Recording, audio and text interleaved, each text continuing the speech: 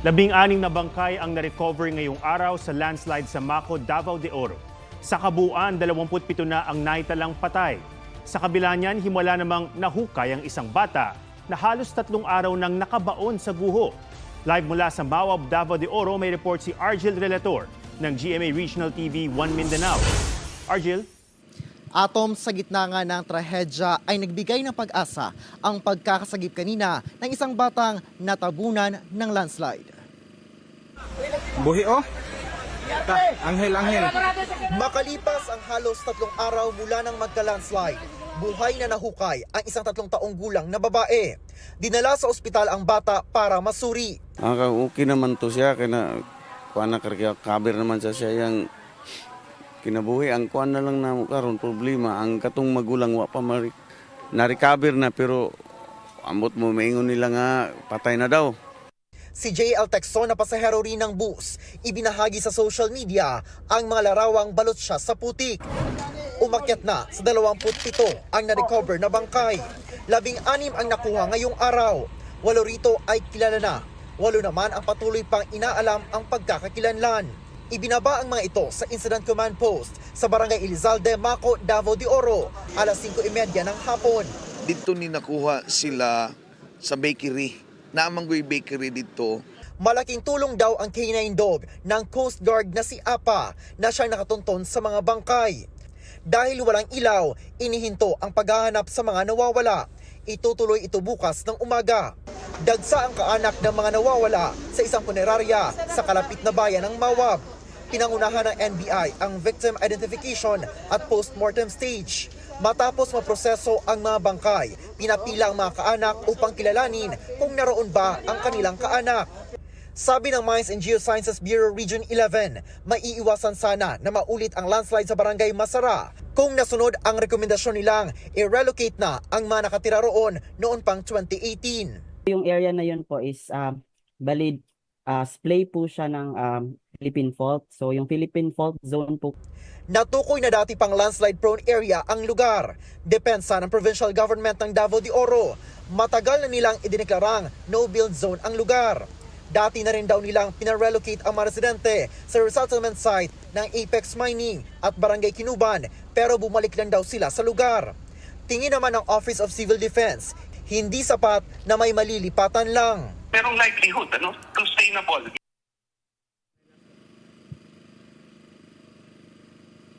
Atom, ayon kay Congressman Roel Peter Gonzaga, ay aakuin na ng provincial government ang lahat ng gastusin sa burol at pagpapalibing ng mga namatay na biktima ng landslide.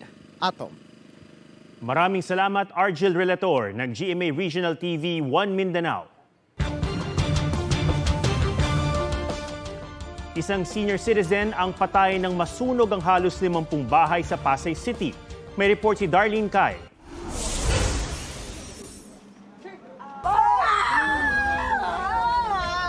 Labis ang hinagpis ng mga kaanak ng 72 taong gulang na si Ruben Yabut.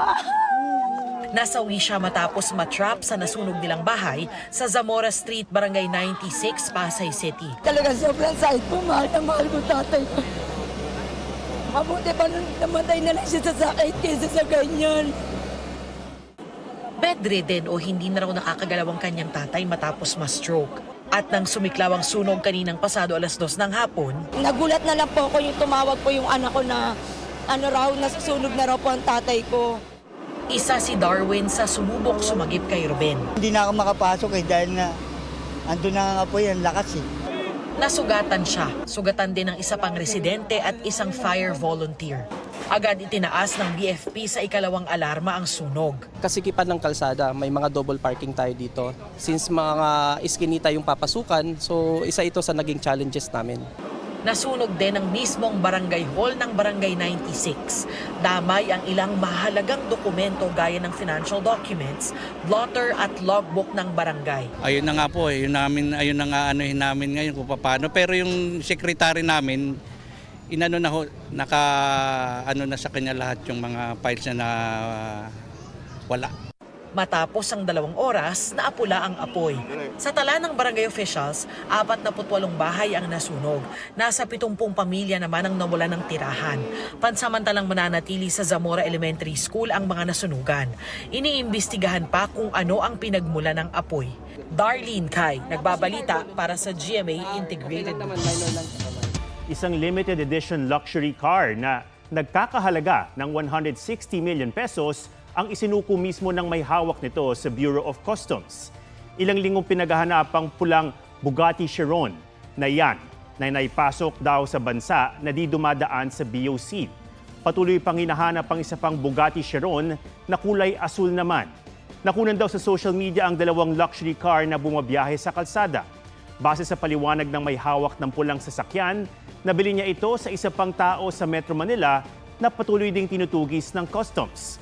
Kapag di raw nahanap ang nagsasabing nagbenta, ang may hawak ng sasakyan ngayon ang mananagot sa batas. 2 freight forwarder ang inireklamo dahil sa kabi-kabila raw na pagkawala ng mga balikbayan box.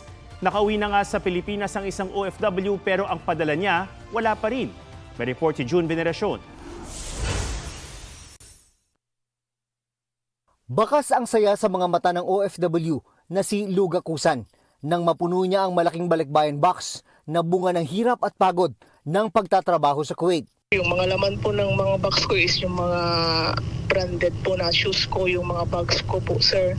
Tapos yung mga pang sa school supplies ng mga anak ko po, yung mga branded na t-shirts, mga pabango.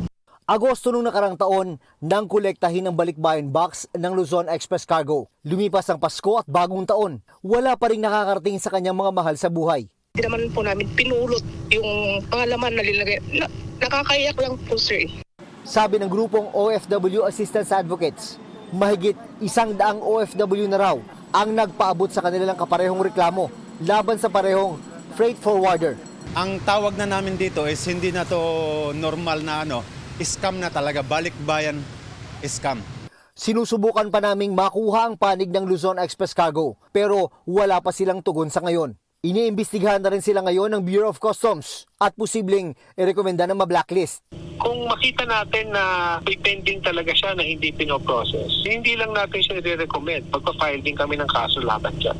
Si Erica, di niya tunay na pangalan. Ang Kabayan Cargo naman ang inirereklamo. Magdadalawang taon na raw ang lumipas. Nakabalik na siya ng Pilipinas mula Oman. Pero hindi pa nakakarating ang pinadalang 9 na balikbayan box na nasa kalahating milyong piso ang halaga. 2 Pasko na actually yung nakakalipas. Lumipas na ulit yung Pasko at saka bagong taon. Di pa rin po dumadating. Sinusubukan din naming kunan ng pahayag ang Kabayan Cargo. Pero wala pa silang tugon sa ngayon. Ayon sa Customs, dati na nilang pinatawag ang Kabayan Cargo dahil sa kaparehong reklamo. Sabi ng Customs, makakaasa si Erica na malapit nang ma-release ang kanyang mga padala. Tungkol dun sa kabayan, na ang kanilang local forwarder yung sa Renz World, matapos yung kanilang pagharap sa atin, nag-commit sila na aayusin, at babayaran nila at i-deliver yung mga 3 container yan na na-abandon nila dito. June Veneracion, nagbabalita para sa GMA Integrated News. Muling iginiit ni dating Pangulong Rodrigo Duterte na walang jurisdiction sa kanya ang International Criminal Court.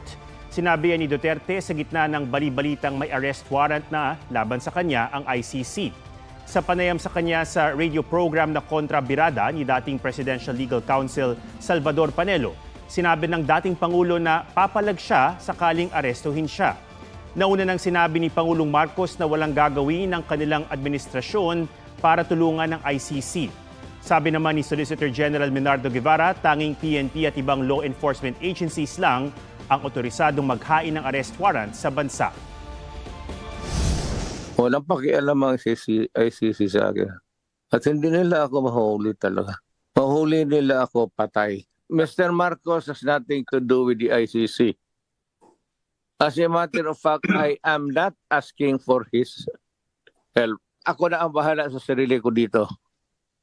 I will deal with the ICC myself.